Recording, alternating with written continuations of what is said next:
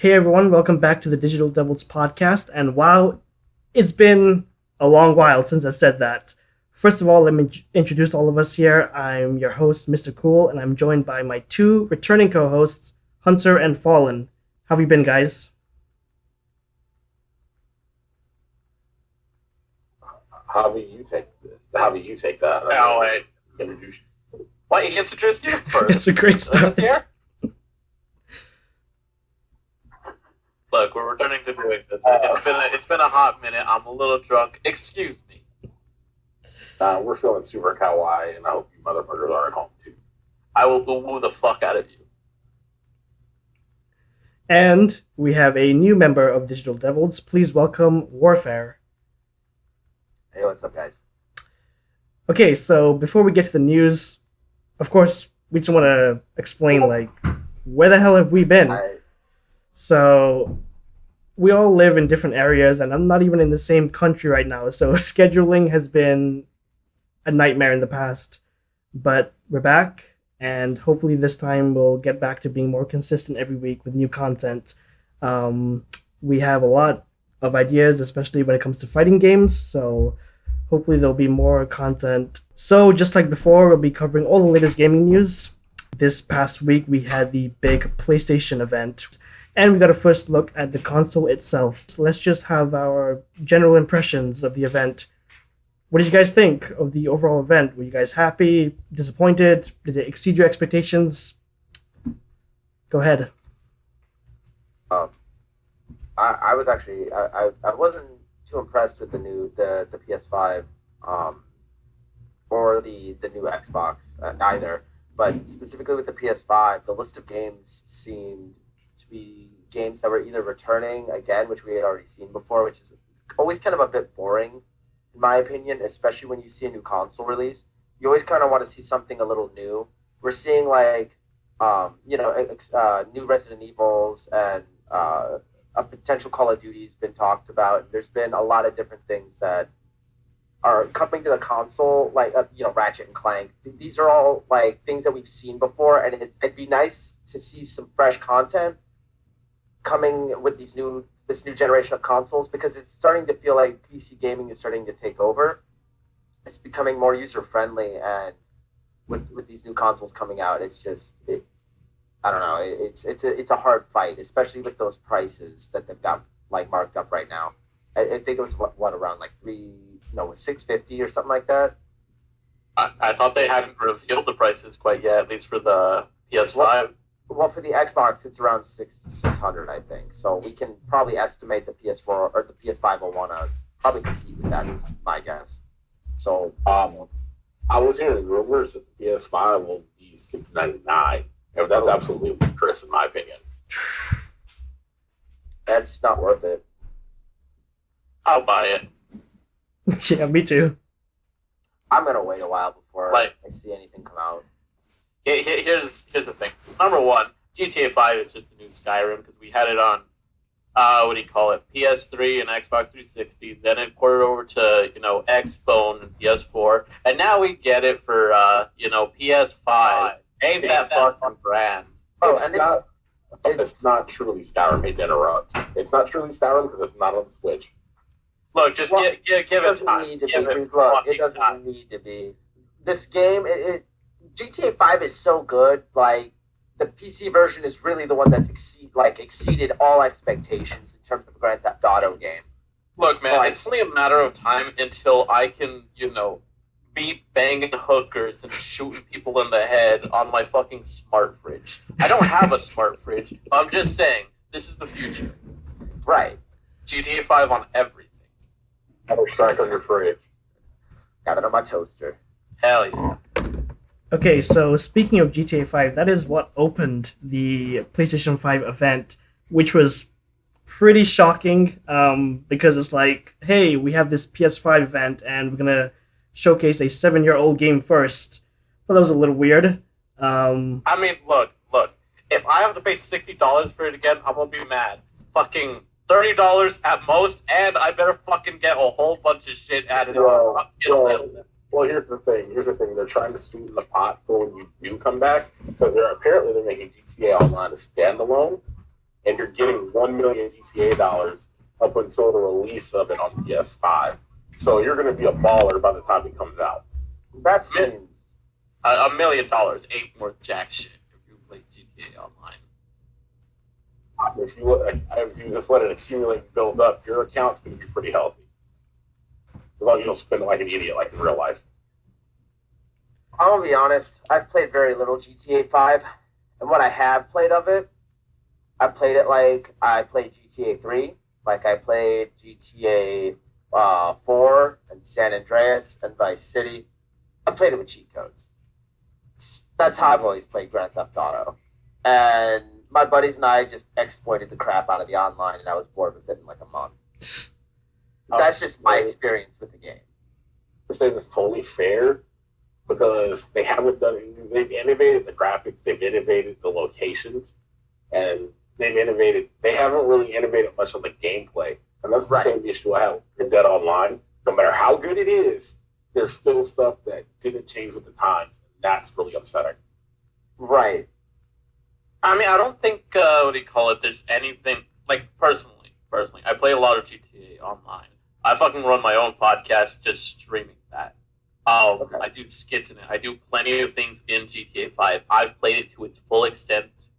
I've explored all possibilities. To be honest, outside of I want more emotes, but that's because I'm an emote whore, I don't think there's much else that they could do, at least gameplay-wise.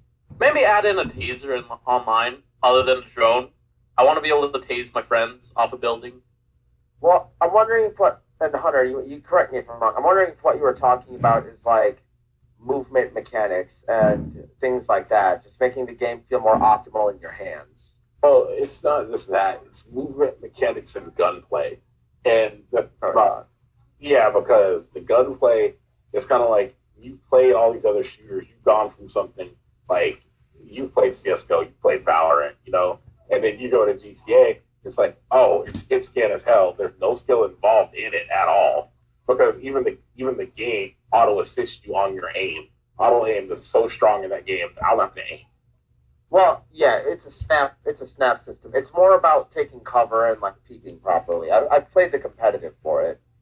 Like I said, when I played it in that month, 2 months, or whatever it was, however long I played it, I played it quite extensively, mostly for the competitive, but also I was playing it on PS4.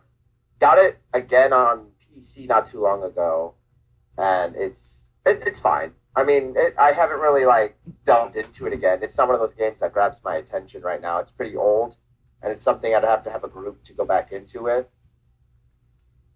Competitive gamer, so getting me to sit down and play a one-player game from start to finish is going to be difficult. It has to be really grabbing. It's got to grab me in some way. Oh, fair. Yeah, but at the start of the show, when you see that Rockstar logo, wouldn't you expect GTA 6 to be revealed? Just a title or something, instead of them revealing that GTA 5 will be on PS5 for the opening. This is the first game they showed at the event, so it just didn't make any sense to me. I think it starts off weak, honestly. It's just yeah. Let me jump in before Javier gets started, because I know he's going to be a minute.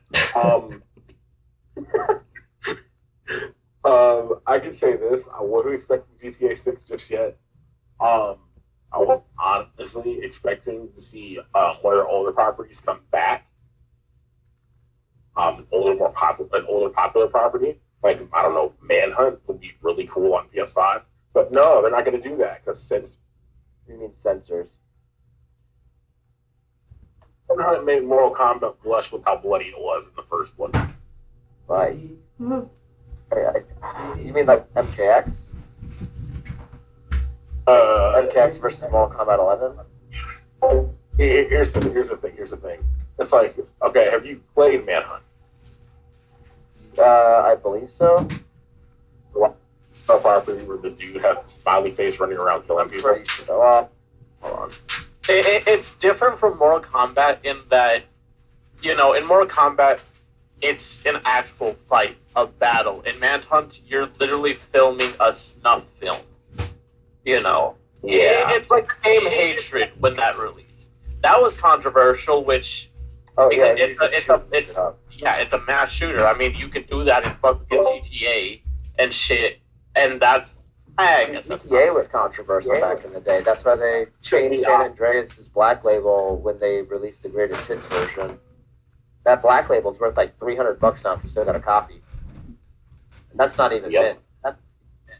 My whole thing is, it's like, if you're gonna release a new game on a new console for a new generation, take a freaking risk. It didn't have to necessarily be a Manhunt remake. I want a Manhunt remake because I'm weird, but it's like Bully would have been a good time to show up. Would have been a good time for Bully to show up, Agent to show up. Any of their old properties could have made it just as big as Splash coming back. Right. Well, and that's the point that I was trying to get across earlier. Is when I saw the PS5 event, I was not impressed with seeing any of those games returning to the console.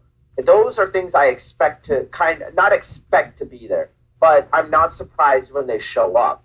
I wanted something like when the Xbox came out, like the original Xbox, Halo, and that like changed the face of gaming. And Overwatch came out, and it created this whole genre of. Overwatch was massive, not for as long as like League or anything like that, but it was massive for the time, and it's still pretty big right now. Like these are games that if a game like Overwatch or League of Legends comes out on not those games exactly or that style of game, but something with that sort of magnitude, would it come out on a new console, would be a selling point for a console for me. That and like the console kind of looks like shit, dude. It's like a Wi-Fi router or something. that's one of the names I've heard being thrown around. And it does. Like I look over at my Wi-Fi router and it looks relatively similar. It's Kaiba. It's Kaiba. Yeah. That's all it sells Crown. Like if Cell had freezing colors. Good one. Yeah. So this. Anybody else have any thoughts on the event? Warfare. I just put it all off. I'm gonna put it to you guys like this. Resident Evil 8, I'm fucking super hyped, excited for fucking Chris Redfield coming back, and he actually looks like Chris Redfield. It's beautiful. He might be the villain.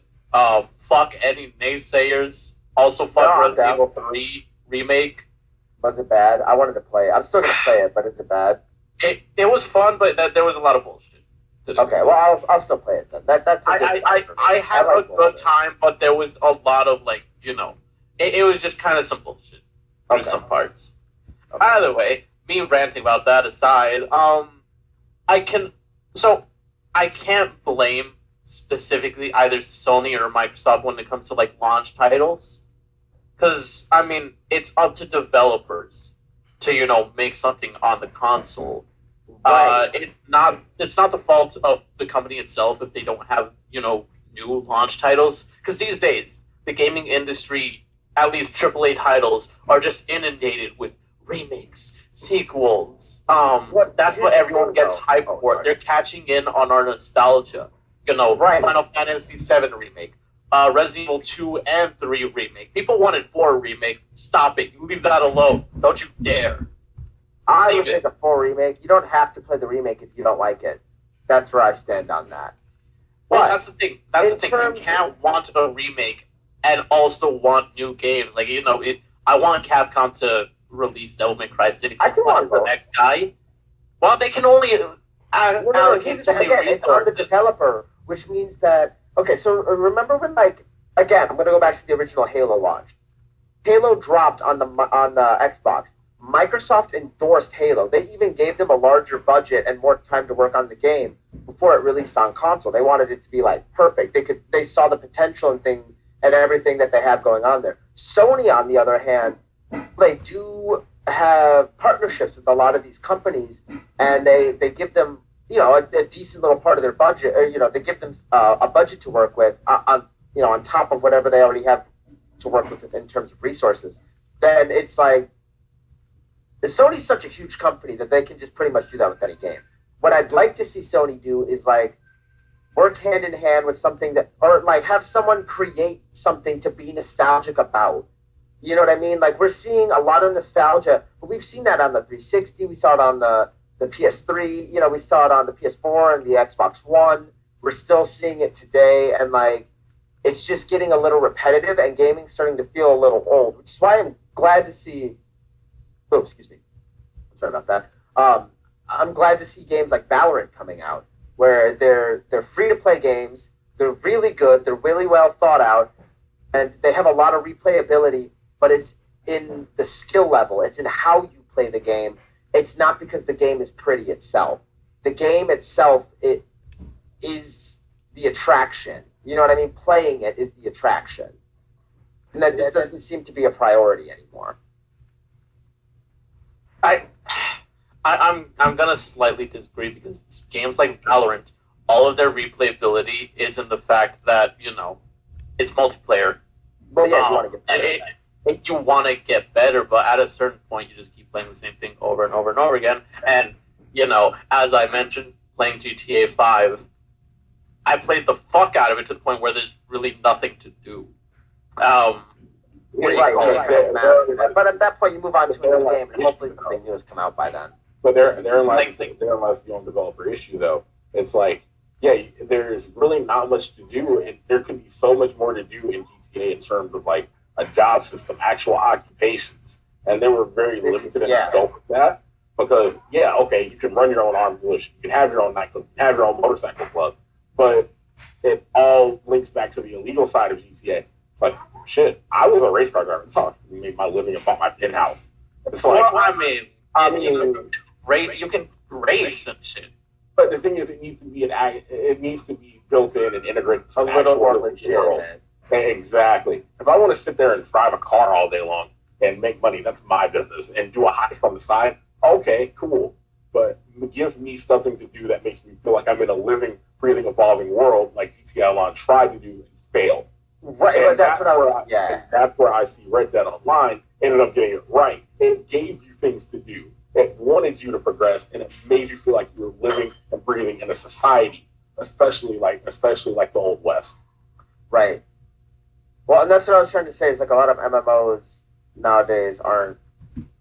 And GTA Online at this point is kind of an MMO. Well, it's got like 18 players, but if you're playing GTA Online, is it 18 or did they? It's 36. Is it now 36? Okay, I don't. Like 8. I don't know. Give me a second. Okay. I'll check real quick. Okay. Well, it's lower than 1,000, right?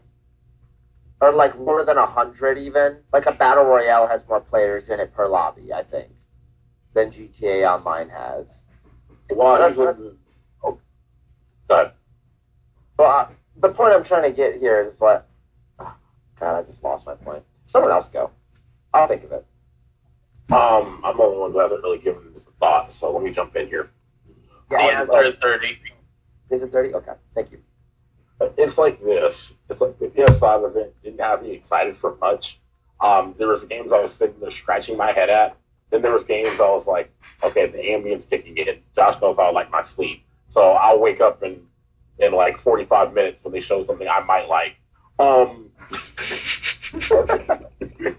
was excited for Resident Evil 8. So much so that I'm playing my very first Resident Evil game because I'm that excited for Resident Evil 8. So, yeah. Okay, which one are you playing through for your first time? Yeah, what's your first one? 6. Yikes. Hey, look, homie, hang on. I'm of shit opinion, and I like 6, but that's not a great one to go for your first one. I was not going to diss on 6. That's the least Resident Evil-y game of them all, besides like maybe 5. Here's my reasoning for that.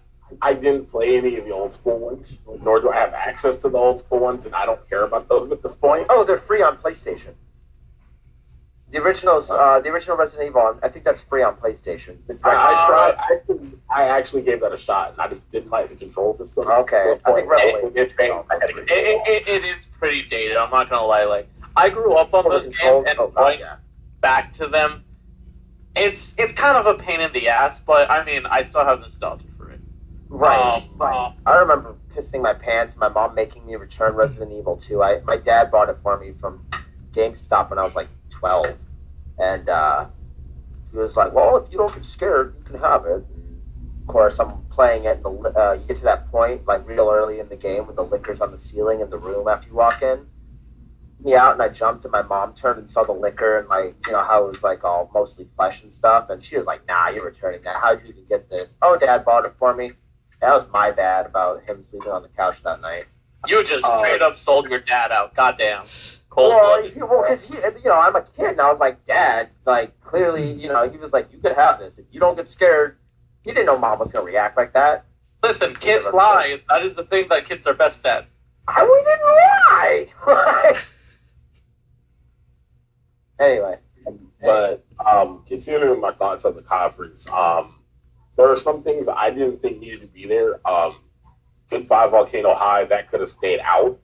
In my opinion, the Steven Universe with furries, and that could have stayed out of the conference. I'm gonna say there is some original IPs that did show up at the event. Ghostwire Tokyo was really cool. Project Athia. Now that was something I wasn't expecting from Capcom. That was the one thing they didn't show that was Resident Evil that I'm kind of curious about.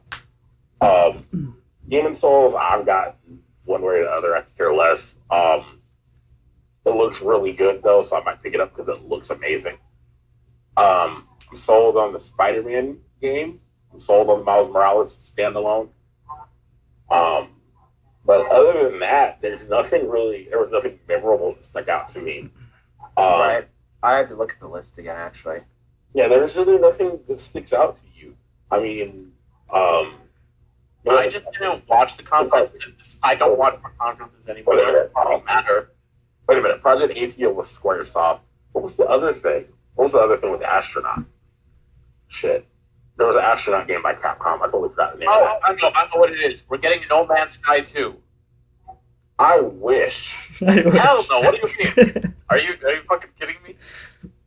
I do have a question. Oh, sorry. Oh, go ahead. It's No Man's Sky is cross-platform now, so it doesn't even matter. I'll have to check that out. That game was pretty cool. Like, it promised a lot and delivered very little, and delivered later. Those games I'll have to go back and check out. Kind of like Anthem. I always hoped that would have gotten better, but I specifically didn't buy it because I saw what happened to Destiny, and I saw the same pattern happening there. But what I wanted to bring up was the PS5 console has two configurations that are going to be sold. There's the PS5 and the PS5 Digital Edition. They beat Xbox to the punch, man. That's what that was. That was beating Xbox to the punch before they did it first again. Well, and here's the issue I have when you purchase things like the PS5 Digital Edition. And I don't know if it's going to actually cost less or more money. As it costing less money, I feel like it's a potential financial trap. The benefit to buying disc games, especially like in the past and even now so in the future, is a lot of people like to buy their games digitally, which there's nothing wrong with. I've bought a lot of games digitally myself. When you purchase a game digitally, you have 24 or 48 hours to return it. A really short time span. And if you play too much of the game, it actually locks you out from being able to refund it. And sometimes you don't even know if you want to refund the game until you fully checked out a tutorial or you fully checked out like something. And if you're running the game, it counts as you playing it. So you got to really make sure you're sitting there and playing it. So there's a lot of like stipulations that come with purchasing a digital like edition of a game. And I think that when you purchase a disc, you end up having a little bit of insurance, especially with the economic state that the world is in right now, and the way that this console is coming out with its digital edition. I just don't see it as something that would be smart to purchase right now. I know that discs hold their resale value, but you won't hold a $60 value on a game that just came out, but you may be able to sell it for 55 or 50. So you get like 90% of your money back, like roughly somewhere in there. But the point I'm trying to get at here is like, what if I buy, let me look at the stack of games, something I didn't like. Far Cry Primal, didn't like that game. I could go actually sell that and get some cash for it if I decided I wanted to play another game or something came out and I was a little short on cash. Well, okay, hang on. What's your method of selling your game?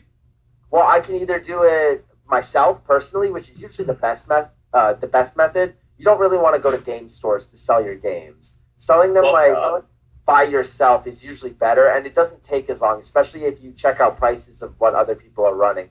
And it depends on how much you're looking to get for it or how quickly you're looking to get the money for it. It depends on what your situation is. So, speaking of the world being in a really shitty state right now, financially, things have always been shaky for me. This is nothing new to me. Welcome to my world, everyone else who's struggling. Sorry you got to deal with this.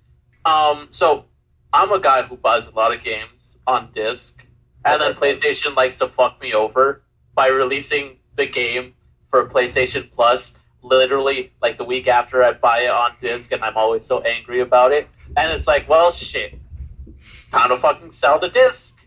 But I mean, at the same time, like, I get to make some money back, but I've already spent some money. But the issue now is, if I was ever short on cash, I would sell a bunch of games that I didn't, play anymore. I just go over to GameStop, fucking sell them real quick, make some easy cash, and then go home. Now, GameStop doesn't even pay you back cash anymore. You can only get store credit.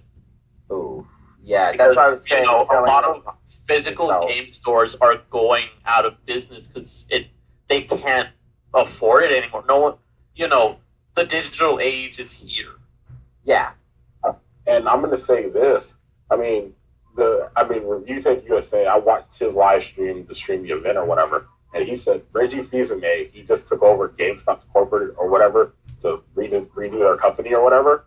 He must have been shitting his pants because now he's got nothing to sell on when PS5 shows up because of that digital edition. Yup. That's my point. Is were they going to become a console store? Like, this is hard.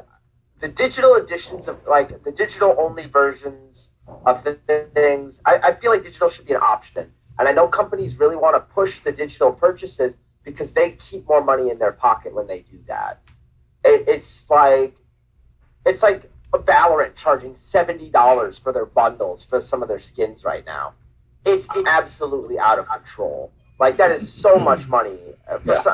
Granted, you can level it up, but buying the bundle gives you a bunch of other extra shit. And, like, I want to buy something for Valorant. I'd like to get a bundle, something that all my guns look nice. They kind of look the same. It's got to be something I like. Sometimes I like to change it. I'm a bit of a skin whore myself. Don't get me wrong. Lately, though, I've been just kind of saving money because I know that these game companies are kind of fucking me right now. And they're not even using lube, dude. Like, this is right in my face. Like, this PS5 digital edition console. Now, if it's cheaper, I could see that being a legitimate option. You'll just have to be more concise with your purchases. That's really all that goes into that. It's a cheaper buy-in for next gen. It'll probably be at least $100, $150 cheaper than the disc edition, and we saw that with the Xbox SAD edition. Yeah. The Xbox did beat out the PS5 or PS4 last time, so we'll see what happens like towards the middle or end of this console's lifespan as well, and we'll see how long it lasts. I mean, they're still like using TVs, so 60 frames per second is kind of the maximum right now, unless you switch over to a monitor, which really hinders a lot of the games like Natural Beauty, especially when the hardware is going to be able to like push out so much more. So I'm really hoping that in these new consoles, we're going to see something that has some sort of 120 FPS, 144 FPS setting for people who play on monitors or have multi-screen setups. Like me, I have a desktop hooked up with multi-screen setup, and then I have consoles hooked up on one of the other screens, and like, you know what I mean? Like, I've got a little bit of a setup going here, and that not everyone's going to have that. Most people are going to have a TV that they're playing on, and those usually run up to about 60 or 74 hertz, I think, or something like that. But I know that it's capped at 60 frames per second for console gaming because of that. So I'd like to see some options, and we haven't seen too much of the PS5 yet, so I'd like to see some more options from. Yeah, but we've seen the architecture of the PS5 and the Xbox One, of the Xbox Series X, excuse me. I have to remember, the mini fridge is called something different. The big box, yeah. It's like the Zen 2 processor is an AMD. God bless the AMD because they run my computer. The Zen 2 processor is really good at particle effects. It's like this whole generation is going to be good in ways that you can't really see or tell the difference, and that is the worst part. That's not okay. I want to see that in order to wow me, you have to impress me with Like I'm not a tech nerd. Like I've built my own like games on Mugen. That's about it. Or like something simple on Unity. I haven't built a whole bunch of like crazy stuff. But at the same time, the little bit of coding that I have learned, I wouldn't be. And this is someone who has a bit of knowledge in it, not like a lot, but like a little bit of knowledge in it, isn't going to be impressed, which means that somebody with no knowledge who isn't going to notice those things. Like most people are just going to like shoot and move, and you want to make sure that the game looks pretty, but it also plays cleanly. And I think that that's what we should really be moving towards in the next generation of games. Mr. Cool, consoles. Let me get him in here. He's been sitting here quietly. Yeah, he's been quiet. Yeah. No, it's just you guys are making great points. We're kind of dominating. I'm sorry. That's what thoughts, man? Yeah. Okay, so personally, I'll probably go for the digital edition because it's just more convenient. It's probably going to be cheaper as well. So yeah, I stopped buying physical media for a while now, so I've just gone completely digital. It's just a hell lot easier. Understandable. Yeah. I get that. Yeah. So. Say this. Like it was it would have been much easier for me to get my copy of Persona 5 The Royal if I didn't pre-order it at the physical edition, but then I wouldn't have got the sweet steel box. So I mean, and that's a collector's bonus for sure. Mr. Cool, you said you like the digital edition, and I'm wondering if does that influence your game purchases when you make them? Like, do you really have to decide whether or not you want something? Does it make you do more research, or do you just buy them just as willy-nilly as you used to? I don't even buy games at full price anymore unless it's like Devil May Cry or Kingdom Hearts. That's really it. Like something you like, yeah. Yeah, I just wait now for the prices to drop, especially on the PS Store. So that's a smart move. A lot of people don't do that though, so that's why I'm wondering. I didn't know how you made your purchases. But you guys didn't even mention one of the biggest games that they showed, which is Horizon Forbidden West. I'm looking at that right now, actually. Yeah. There's a reason why I mentioned that. Horizon Zero Dawn is coming to PC later this summer. Okay. So I'll be the judge of how excited I am after I play. Okay, that is definitely the game that got me most excited. Zero Dawn is fantastic, so I'm super excited for Forbidden West. That is the only game that they showed at the event that I was like, okay, I really want to get this. So. Okay. Didn't play Horizon Zero Dawn. Don't have any opinion on that. I don't have an opinion on it. I watched a little bit of gameplay. My uncle played the crap out of it, and like I sat and watched him for a little while. But I'm gonna be honest, we were partying. That's why I was up in his area, and I was a little intoxicated. So I mean, I can speak to the merit of how good Horizon Zero Dawn did. They were picked to be the game engine that Death Stranding ran on. So when Kojima picks your shit, they did a good job. Yeah, again, like with what I was saying earlier off stream, with the Japanese usually not outsourcing for their for games, and them having done that a lot more lately, it's interesting to see that. Is Horizon Zero Dawn? I'm not actually super familiar. Is that a Japanese-made game? It's made by Guerrilla, same developers as Killzone. Okay, so hold on. Country of origin. That's not Japanese in the slightest. But yeah, they've made I didn't think so. Yeah, they made an incredible world and an incredible character. So I'm super excited for the sequel. I got this. I want to go ahead. It's an American-made game. I want to do a side tangent here. Okay, all right. In terms of open world and fidelity, and in terms of how it looks in versus gameplay, what do you think is better, Horizon Zero Dawn, or do you think they're going to step up the next Witcher release to match the Horizon sequel? I think The Witcher was visually pleasing for sure, but I don't think that The Witcher's gameplay was. It could have been smoother. And Horizon Zero Dawn, from what I saw, looked very clean. My uncle's not super great at games, but he's good enough to like definitely show you what it's supposed to look like. You know, he's a seasoned casual gamer for sure. Seasoned. But you know, it was interesting to see the gameplay and how how it differs, because The Witcher is such a beautiful and broad world, but in a different sense. It's its own masterpiece. The Witcher is like all about the story and who you meet and how you interact with them and like how you play the game. And while Horizon Zero Dawn seems to be the same way, the game looks like it has much cleaner gameplay, which actually, like, it makes more people want to play it for longer. The Witcher is going to be something that I feel like someone who's more of a story fanatic is going to be interested in. Like, yeah, I was interested in The Witcher for that reason. Yeah, Horizon Zero Dawn looked like something I wanted my multiplayer games to look like. I'm going to tell you this. It's kind of like, it's like, I wasn't, The Witcher is a great game visually, but the thing is, combat was boring. I didn't really like that. The magic was okay, but the thing is, when I have to jump the game to the highest difficulty in order to get enjoyment out of it, then I'm gonna stop playing after the first few hours. I can't do it. But you already know you're supposed to play it on the high difficulties. Yeah, of course. That's what the challenge is. Any thoughts on it, Javi? I had a great time with The Witcher, and I started playing it again.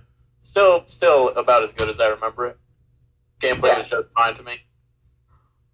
Yeah, that's probably you're used to how the game plays too. Like I gave it one playthrough. You know what I mean? Like I didn't like come back to it or anything like that. It was something I definitely dumped a lot of hours into, and like I was playing other games on the side too, but it was like my single player game at the time. And I just felt like games like Dark Souls and even Demon Souls, like the older versions, had more fluid game mechanics than The Witcher did, or like Skyrim, or Oblivion almost felt better even than The Witcher did. But I want to ask: Do you think that CD Projekt Red can no longer sit on their hands when it comes to improving The Witcher? I mean, are we getting another Witcher? We're not going to remaster with how popular it is right now. Well, they said they are working on the next Witcher IP, so we'll see what happens. I'm just wondering. I want to see it improve, not stagnate. Yeah, like you want to see the game get better in all departments as opposed to I get you. Rather than like keep the same kind of look but like up the graphics, which is and like the amount of space you can travel. Give me more bitches to bang and I'm good. Okay, but that's such like a that's a legitimate view. I can't. Yeah. Look. Here's the thing. Call my view illegitimate, you son of a bitch. I didn't. I said it was legitimate. I know. I'm saying argue with me. God damn it. Look. Here's the bitch. It's hard because I'm such an agreeable dude. I know. That's your issue. I'm not. What do you call it? Look. Here's the thing. I'm a very simple guy who's easily pleased. Okay. But listen. The Witcher 3 played pretty smoothly for me. And, I've played a lot of Dark Souls. Like, a lot. And a lot of Bloodborne. And I have the levels to match that. Now, the thing is, when it comes to the Dark Souls series, the gameplay is more or less smooth. More or less. Very more or less. But the hitboxes are absolute fucking shit. Oh, yeah. No disagreement there. I would use Dark Souls 3 as the best example. I would use Bloodborne. Okay, that's fair. That's a really polished game. But at the same time, listen, Bloodborne 2, when it comes out, you all will never see me again. I will probably be the same way tomorrow on Persona 4 Golden on Steam. I will be the same exact way tomorrow. Beautiful. Either way. You're going to be in Discord with me. Honestly, I think we're going to see a lot of what CD Projekt Red can do in terms of like polishing gameplay when Cyberpunk comes out. Because they've extended the amount of time that they're working on it. We'll see.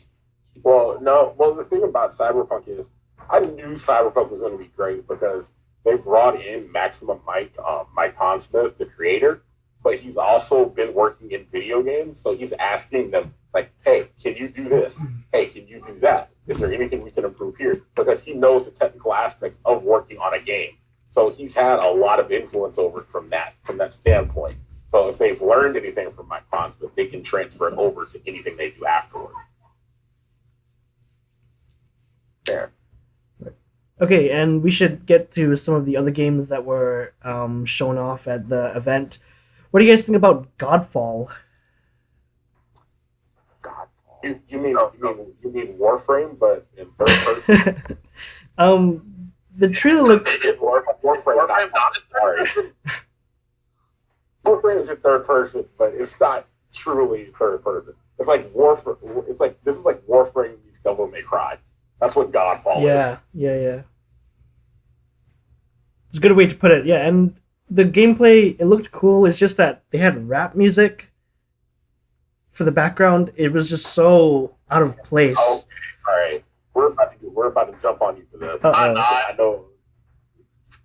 Because it's like it did the I know it didn't fit the trailer, but it's like, what else you got to do? I mean, think about it. Like, what else can you really do? Like some type of, I don't know, like epic instrumental music. But the thing about it is, you got to get over the fact that rap is the most popular genre of music out right now. Rock is dead. Everything else is pretty much dead. How dare you? How dare you? I'll fucking fight. In terms of modern creation, it's dead. Yeah, hip hop is dominating right now. Because hip hop is easy and cheaper to make. You don't think about that. You don't think about the music industry aspect of the cost. It takes the hire out technicians to make the rock music that we like to listen to. Or the labor it takes to learn about the cost. Make it yourself. Listen. Here's the bit. I don't give a shit about the goddamn cost of music industry. If they're gonna be fucking creators with the copyright system, you know what? Fuck you. Put in the time and effort and spend the money to fucking produce it. Bro, they don't care. Look at that. Okay, hold on. We're going off on hip hop right now. Back to Godfall. I actually had some thoughts on that game. I have no thoughts on it. It looks pretty fucking dope. Yeah, it does. Okay, so like you're saying, it looks like Warframe, but what I'm seeing is a lot of like in the leaked gameplay, at least that I'm seeing here on Twitter. It's got some looks like clean gameplay, and it looks like when I watch each of the animations, you can see clearly where the hitboxes are supposed to be. Whether or not they're accurate is going to be dependent on when I get my hands on the game. I'll figure that out. But it does look like something I would be very interested in playing. I don't know if it has a lock-on system for its combat, which when you get into like large-scale battles, it becomes very annoying. If you've ever played, I'm sure you have, Dark Souls, Demon Souls, Bloodborne, any of those. You have multiple targets, and you have to like kind of duel each target in the group like you're Bruce Lee in a dojo. You know, that's the craziest thing. It's like they need to have an aim. I was getting at some sort of like actual aim and attack system rather than lock on, strike and block, almost like a fighting game or like For Honor. Honestly, I think it will work better. I think it's one of those things to where Godfall looks really good, it plays really smooth, but the thing is, I want to know what the frame rate's going to be on that, because if it's not moving, if you can't get a version that moves at 60 FPS, then it's kind of pointless. You're handicapping the action by letting it sit at a solid 30 on a console. Right. Yeah, so like I said, I thought the trailer was pretty cool for Godfall, just the music did not fit. I just thought they should have had some type of instrumental, like epic type of music for it, and it would have been so much cooler. Well, I understand Godfall's been in development hell, so they probably had to rush the music anyway. So don't worry about it. I'm sure they'll have a more legitimate trailer as its release date draws closer. Right, hopefully. Also, hip hop can be pretty hype. It can be hype, but the problem is I hadn't seen that trailer, so I don't know if it's like actually a good track or not. I'll watch it real quick. I'll give you my opinion. I'll go watch it. Is this thing in here? I hope this isn't some ad. Okay. All right, and also we got Deathloop, which looks pretty cool. First person shooter, and it is developed by Arcane Studios. And It's unique. I'll give it that. It's futuristic Dishonored with black people. I'm happy. There we go. Yeah. It's got black main characters. I'm super excited about the representation. Finally, not the generic white male in a traditional shooter. I'm happy. There we go. And yeah, like I said, it is unique. And I don't know if I'll be picking it up right away. I'll just wait and see for it. But so far, I'm intrigued. I'm very intrigued by it.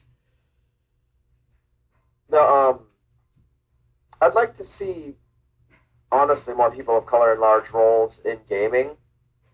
But I noticed that a lot of like game developers, like people who write the stories and yada yada, are usually like they write it with pretty much with their own ethnicity. Like Kojima likes to do a lot of Japanese characters, except Snake, I guess. Snake was Norma Japanese. Norma Reedus Death Stranding. Die Hard then Death Stranding. No, but you get what I'm saying. Like, oh, okay, maybe Kojima wasn't a good example. I was busy watching the fucking Godfall trailer. What are we talking about? What's up, homies? We're talking about Pragmata, right? That was the game we were talking about. Space Dude. The space game? That's what we were talking about, right? Pragmata? Yeah. Okay. Yeah. Yeah, it looks cool. That's what I was. But anyway, I was saying, like, usually a lot of the they create characters in their own image, I guess, because it's hard to see. I just, it has to do with the lack of. I'm not going to say anything because I'm totally unsure about anything I'm about to say, so I'm just going to cut that. I'm going to go ahead and say this. While watching the Godfall trailer, just to head back to it, it's got a lot of Warframe influence in terms of character design, not necessarily gameplay. I'm going to say this about the Godfall trailer. I think the song was fine. I don't think it... Okay, so the song itself, I was like, you know what? I could see myself kicking some ass to that. I don't know about, in this game, but in a game for sure. Honestly, the trailer looked good. It looks interesting. But the thing is, with how the song opened up and seeing the Gearbox logo and all of those, like, flashes and shit, I'm not gonna lie, I got heavy, like, Borderlands vibes, which the game doesn't look like it's gonna be Borderlands. It doesn't look like it's gonna be a fucking meme game. It looks like it might be something a little bit more serious. Borderlands is not a meme game. It's a game. Hush your face. Now it is. Borderlands 3 is a meme game. I can't disagree with that. But 1 and 2, come on. 2 was they created their own memes. Like, just because you created your own memes doesn't mean it's not a meme game. Well, when you said meme game, I'm just thinking of like, using, I don't know, predetermined memes, that sort of. Either way, that aside, arguments about that aside, I do agree with Mr. Cool that I think they could have chosen a better track. Because I can't say this in the defense. It fits the theme. It fits the whole like make way for the king. It fits. They wanted royalty. They didn't want to be on the nose. So it's okay, I guess. I'm just leaving it at that. It's okay. I don't know. I feel like what do you call it? Back when For Honor released their Fire cinematic trailer, the soundtrack for that was fan-fucking-tastic. And that was still, very deep song. But here's the thing, though. Here's the thing. They're trying to release an audience that's not just a hardcore gamer like us. They have to make the casual sales numbers too. And if they do it this way, the game will sell more copies and will maybe be more likely to get a sequel. Just let it run out. Hey, listen, now I'm not buying it. Out of protest, I'm not buying it. Until they fix the damn song. You're going to be in the game. You're standing on it. You're dying on a hill for nothing here. I mean, listen, I probably wasn't going to buy the game anyways. And there it is. There is no hill for me to die on. Also, we gotta. The game looked all right, but to be honest, I'm like, just from what I saw in the trailer, it's like, okay, we've got medieval weapons. The fucking armor looks like it's a Warframe.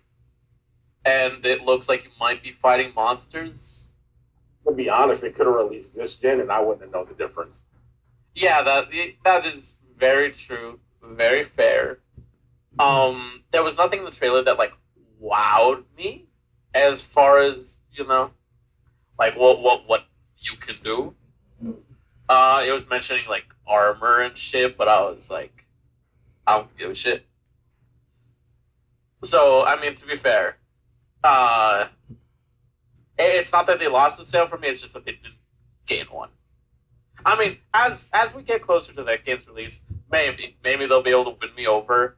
It probably won't be because of the music. I want to see a little bit more.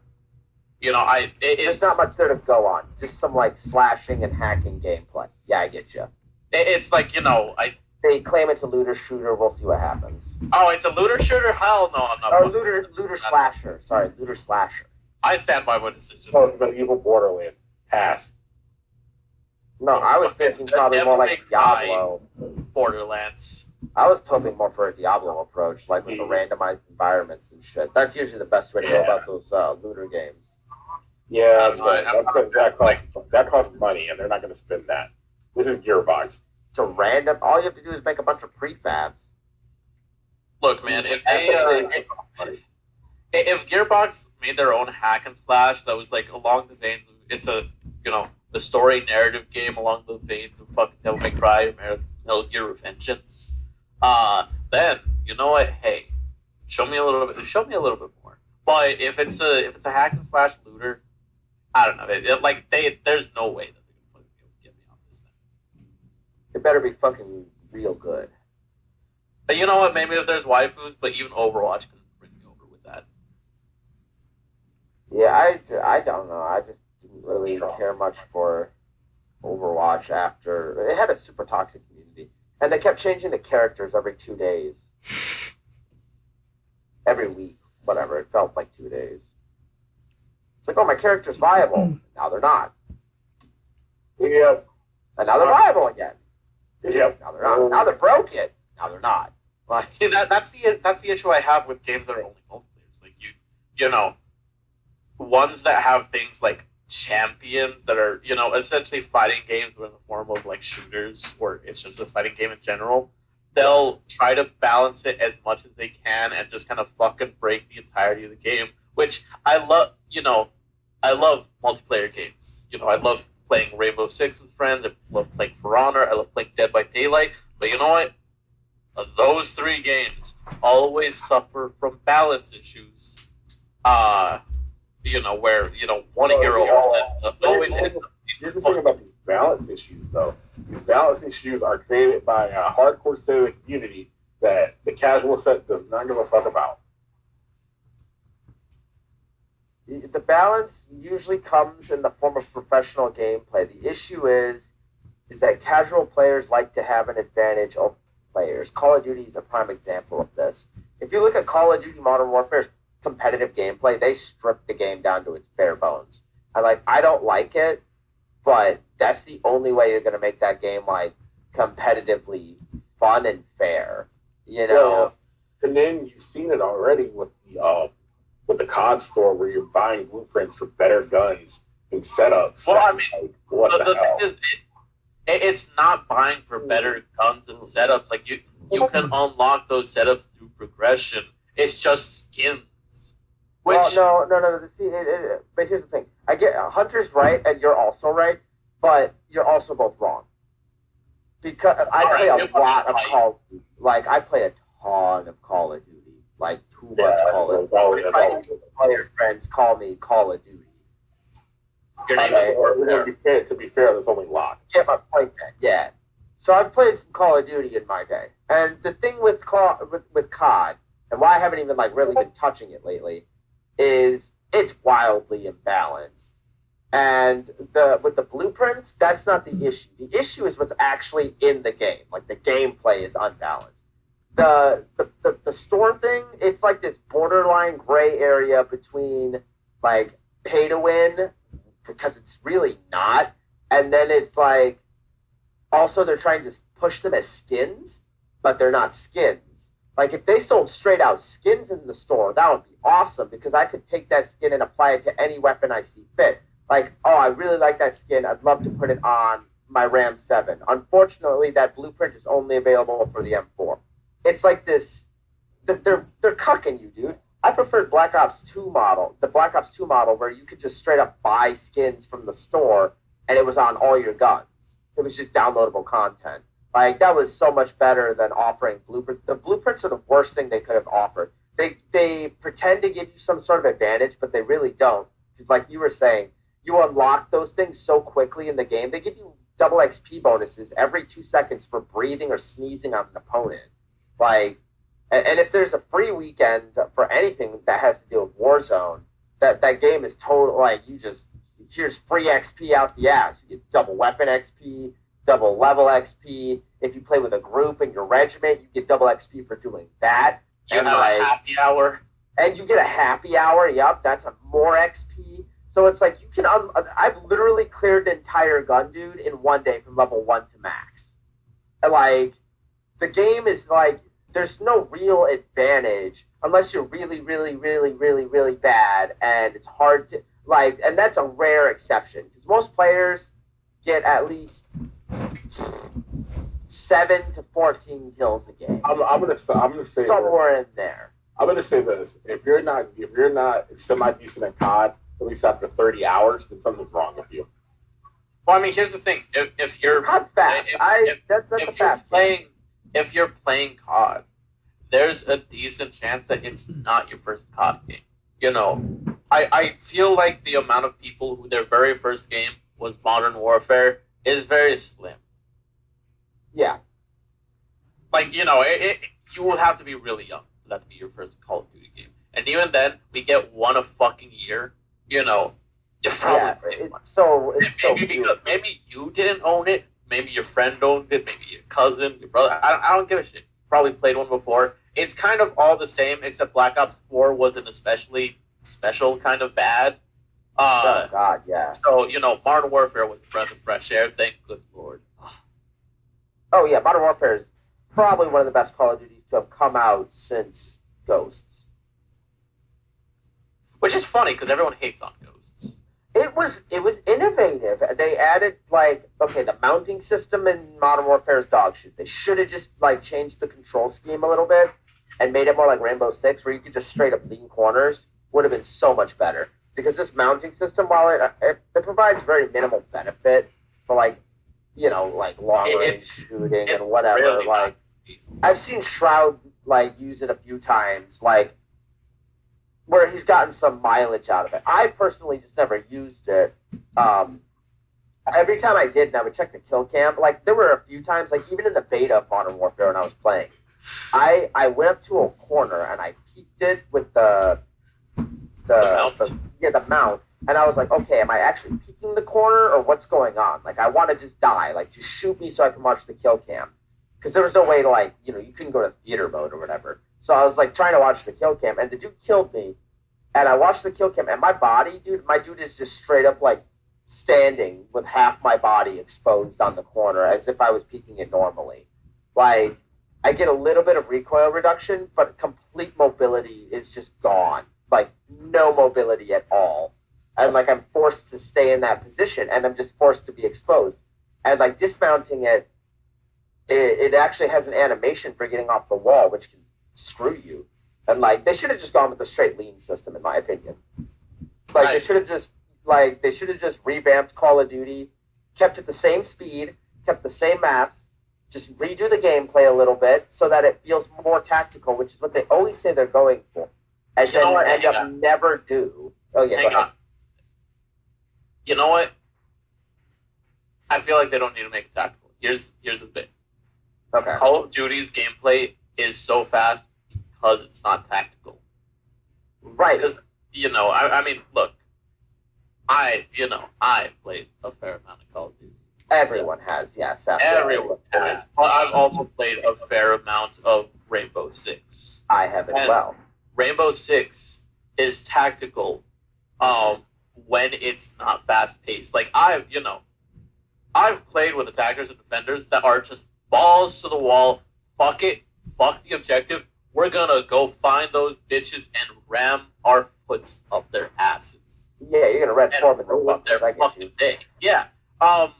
And at that point, it's not a tactical game. It's just we're Call of Duty, which that is a viable strategy. Don't get me wrong, but you're not going tactical there. Tactical is for slow-paced gameplay. You know, and that's not necessarily true. So Call of Duty is if you play patiently, you're rewarded much more than you do if you just run out into a room.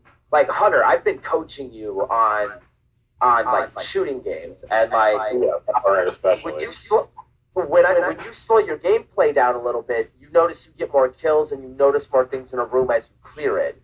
I'm not saying that Call of Duty isn't fast. I'm saying that when I enter a room, it would be nice to be able to peek the corner. Like, I'm still gonna go quickly, you know what I mean? But like, it'd be nice to be able to peek that corner, especially in game types like cyber attack, search and destroy. And now they have Warzone. Would have been great to peek corners in Warzone. You know, like all these different like examples that like capture the flag, where you're just like actually holding an objective as opposed to like team deathmatching it. It's not a very played game type, so I can't really use that as a very viable example, but it is an example nonetheless. This is going to be the last thing I say to cap off the topic, and we move on. Okay, yeah, go for it. To be honest, I like the fact that I like a fast shooter. This fits the bill for me. I like it to be quick and get fast in a hurry. I'm not really a slow person by nature. It's just like, okay, you tell me to slow down, okay, I'll slow down in like 5 seconds. But you can't hold my attention if you move too slow. So there's the issue. That's the inherent issue that people have with a slow-moving shooter, because they don't come from that. Slow-moving shooters don't sell on console, and that's unfortunate. Right, and that's what I was saying. Call of Duty speed, but with the ability to play it slow and get rewarded for playing it slow, would be beneficial. I think to their branch altogether. Like just doing that in Call of Duty would be a huge thing, and they could do it with the Season 5 update. Actually, there's no reason they couldn't, and then just change the game and be like, this is Season 5 now. You know what I mean? Yeah. Okay, well, truly the last thing. I think that's something they should explore for Season 5, but I think they should make just a tactical throwdown playlist where it's just that slow-moving gameplay that people want to see, because they know they can do it, just put it in an environment away from the rest of the player base so people who want it can have that experience. What do you mean, like leaning? No, I'm not saying change the gameplay. I'm just saying if you change that's not what I mean. It's like basically separate the playlist. Have a tactical mosh pit where people that want to do tactical based gameplay where it's a little bit slower, a little bit slowed down, then have a tactical. Oh, they already have that. You can just filter how you search for games now. You don't. That's already been done. In Modern Warfare. Yeah, you go to multiplayer, dude, and you go to the select set filter. You can just pick cyber attack, search and destroy, hard point, whatever the hell you want to do. Any of the competitor, you can go over to the COD League and play ranked that way, or you can go to hardcore and set your filter specifically for each of those playlists. So that's already done. I was talking about changing the gameplay, changing the mounting mechanic, and how it would benefit the gameplay. Man, all you're doing is adding another huge update that's going to take 96 hours for most players now. Yeah, but it would be beneficial to the game. It should have been there in the first place. The thing is, most casual players don't fucking give a shit about it. Right. No, I know. And that's so frustrating. All right, next topic. Also, I'm next topic. So let me right back, guys. About all at wife. All right, so yeah. Okay, so we'll just wrap up the PlayStation part of this because we do have one more topic to go through. Overall, I thought the event was okay. I love the look of the PS5. I think it's great. I don't care what anyone says. It's great. It's new. It's futuristic. It's different. So it's like a trapper keeper wrapped around a PlayStation 2. I'm all in. I'm all in with the design. You know, it's got a pop collar. It looks like okay, but okay, fine. But fine. If it's summoning blue eyes white dragons on my screen, then I'm fine. But yeah, Hell yeah, it's about to fucking call you a fourth-rate dueler with a third-rate deck. but like I said, it looks futuristic. So, like, sure, it's something different. We've never seen anything like this before. When it comes to a console. So yeah, I'm all in here. And what do you guys think? Like your final thoughts on the event?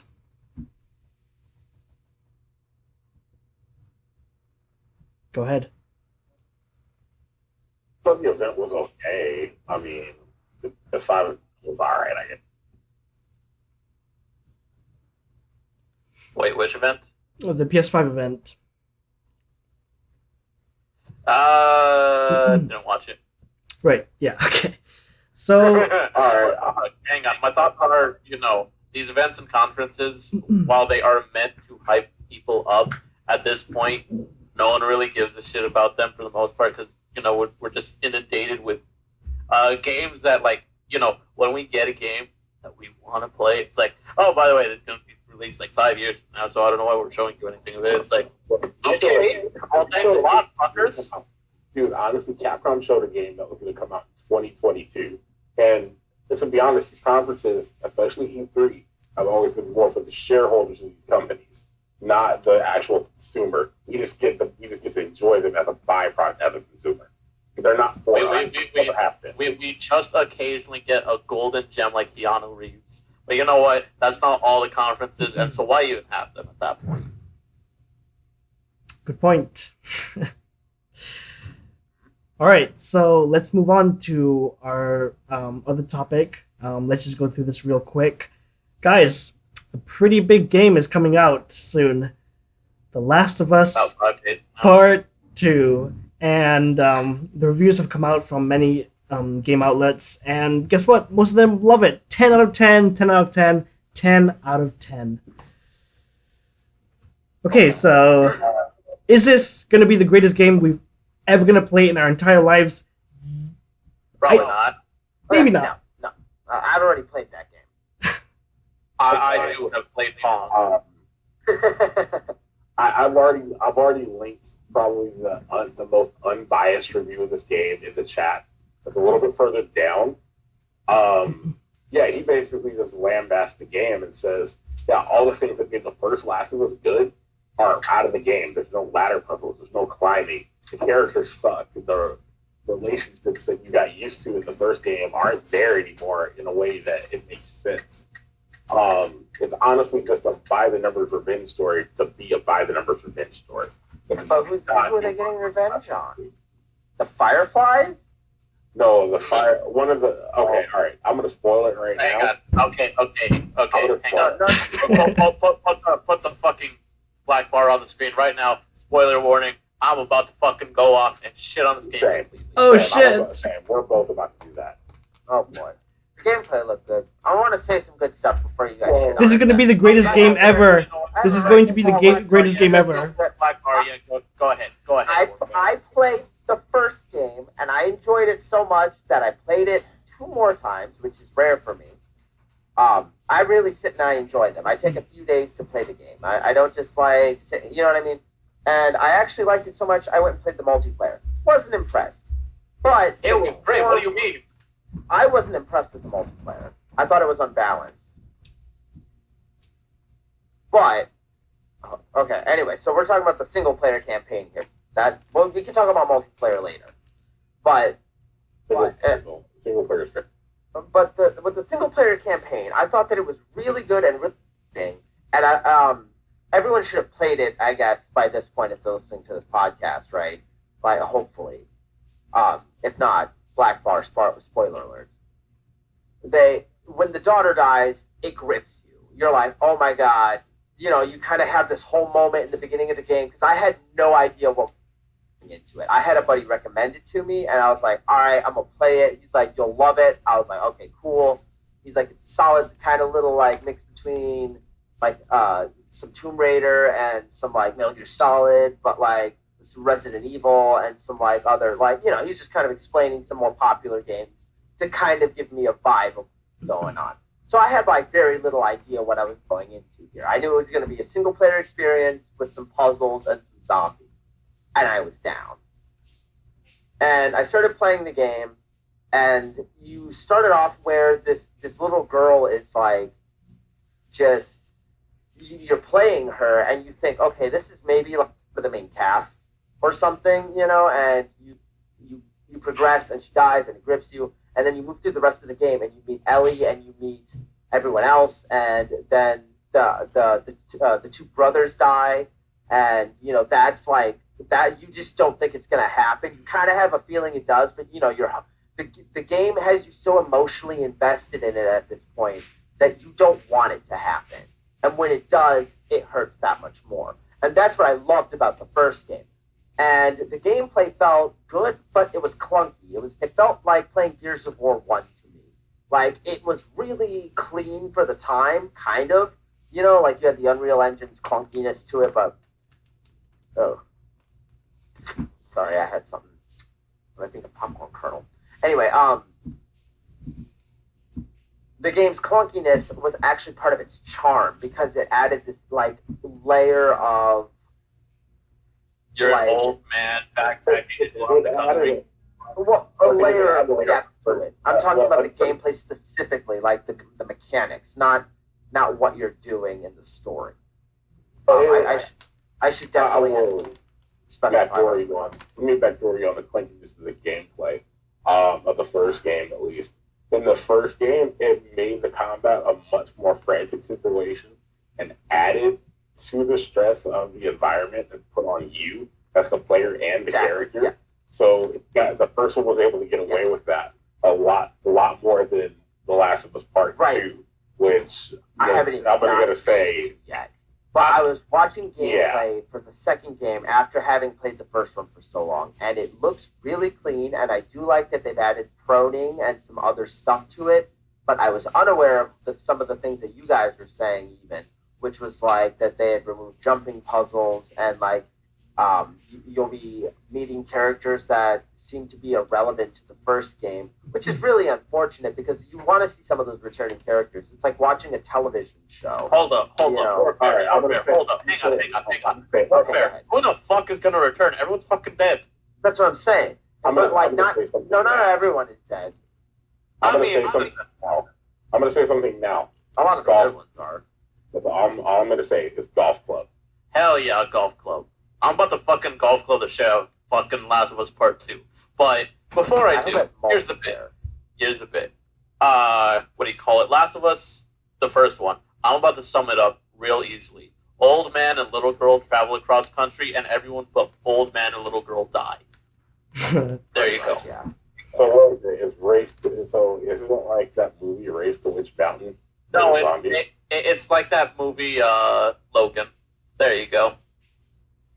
Yeah, but the thing about Logan was a thematic masterpiece. It was a cinematic masterpiece. I mean, there was nothing. Logan wasn't inspired by Last of Us at all. Logan was inspired by the grimdark westerns of whatever, like a John Wayne film or whatever, but taken to 11. I mean, I wasn't saying that I was inspired by it. I'm just saying I feel like those, like, if you boil the stories down, that, like, they're both the same story. Except at the end of, what do you call it, Last of Us, the first one, the old man lives at the end. Rest in peace, Logan. It fucking brought a tear to my eye on Thanksgiving when I watched it. But that aside, leave him in the ground, goddammit. Don't you dare ruin him, Marvel, I'll kill you. But that aside, I think it's time to bring up the golf club. Miss Cool, edit in the fucking censor bar right now. Sure. All right, we're going into this. We're going all in. The fact of the matter is, all those goddamn professional reviews of The Last of Us Part 2 are fucking bullshit, and it's rigged from the fucking start. 40, 10 out of 10 perfect score reviews. That seems unfair. Fucking, you're bullshitting me. It's because it's going to be it's going to be the greatest game ever made. You're wrong. Last of Us 2, 2020. 10 out of 10. It's not going to make it into my top 10 of games I've ever played. And you know what? I feel like Resident Evil 6 is closer to making it to that than the Last of Us 2 will. But okay, let's talk about the fucking the dead body in the room, and let's talk about the plot. So essentially, Last of Us, Last of Us, you go throughout the countryside and you end up killing a bunch of fireflies, including their leader, to save Ellie, which absolutely fine with. I approve of that message. Fuck the world. It's all about you and your own. You know, that's how it is in the post-apocalyptic world. Now, the thing is, you know, this is my philosophy on, you know, if you're murdering people in the apocalypse, you murder the entire bloodline.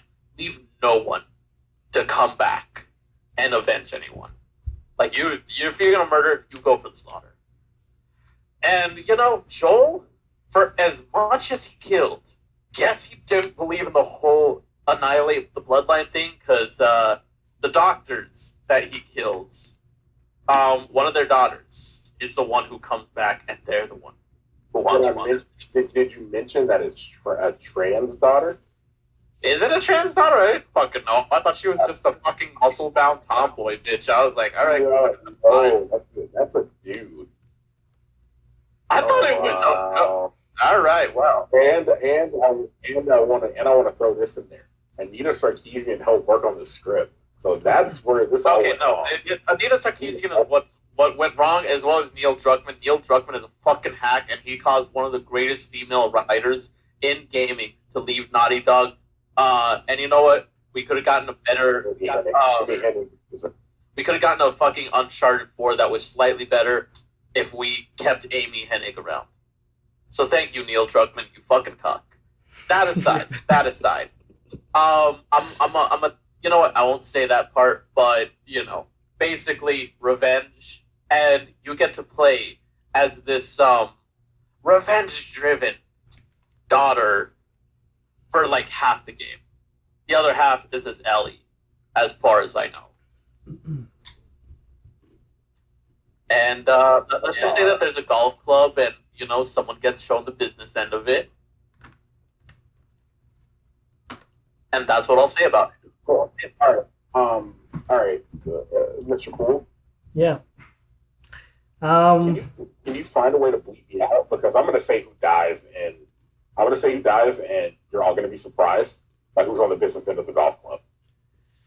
Oh, really? I'm gonna be surprised. Oh, that's it. And I know you want to play it, Josh. So you want to mute me? Go ahead. Yep, I was already on it. All right, go 3, 2, 1.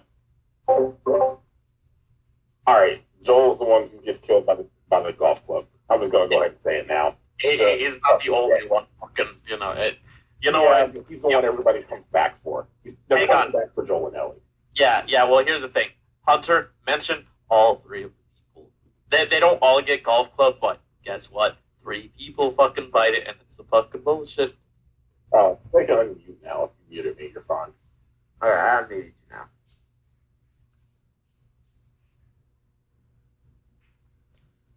Yeah, but I don't think this. I think this game is getting I think this game is getting unfair treatment because of the climate that we live in, and because game journals aren't game journals anymore. And I don't care how many bridges I burn within the game development, within the game journalist community, because I consider us journalists by doing this podcast. And I don't care how many.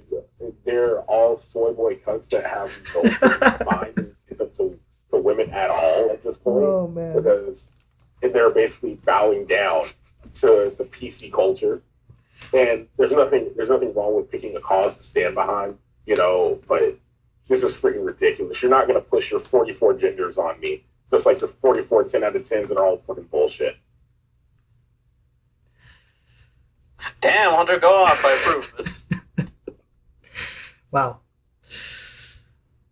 Okay, Harlan first represents me and what I believe in. I'm gonna keep going. Not me. Oh shit! Who died? No, he left. That's his thing. Yeah, let me talk to him. I'm gonna go ahead and bow out. You guys finish out. All right. Okay then. So we'll see if The Last of Us 2 will be. Let's see if The Last of Us 2 will be the greatest game of all time, or if it's just a little too much hyped up. Um, well, we'll see in just a few short days, right? It's coming out this week. So to date this podcast, it's going to come out in about 5 to 4 days. Right. I don't know when this podcast is going to come out. Hey, maybe you guys are watching this and the game's already out. Hey, future Fallen. If you're watching this and you're playing the game and you're enjoying it, you know what, man? It's never bad to change your opinion. That's just how things go sometimes. Maybe the game is good. Maybe I'm wrong and I'm just a cynical bastard. But, I'm not holding my breath on this. I mean, considering how many perfect scores they have, I'm, Perfect scores from people like IGN. Oh, hey. Yes, IGN. that totally means something. Okay. But IGN, who rated Cuphead low because they can't beat it. So I guess we'll all just wait in a few short days. I might get this this week. I'm not sure yet. I'm still thinking about it. But yeah, hopefully, we'll get to see what everyone else thinks, what general gamers think about this in just a few short days. So let's just wrap this up because this has gone way over time. So, Fallen, final thoughts, and if you want to plug anything, go for it. Stan Resident Evil 8. It's coming out. My boy Ethan Winters is coming back, and he's an absolute Chad. If you want to see more of me ranting about things and hearing my heavy opinions, all well under the auspice of it being entertainment, feel free to subscribe to Discord and 7 Productions. You'll find the link in the description. Yes, check him out. They do great stuff over there. And I'll just say goodbye for Warfare and Hunter. Don't know where they disappeared to, but hopefully they'll be back next week for the entire run. And yeah, that's pretty much it. I'm very excited still for Last of Us 2, just to see where it goes, just to see, because I didn't really know a whole lot about the spoilers. Now I do, thanks. But I'm still excited. And yeah, of course, PS5, the hype is there. So thank you so much for listening to our first episode in a very long time.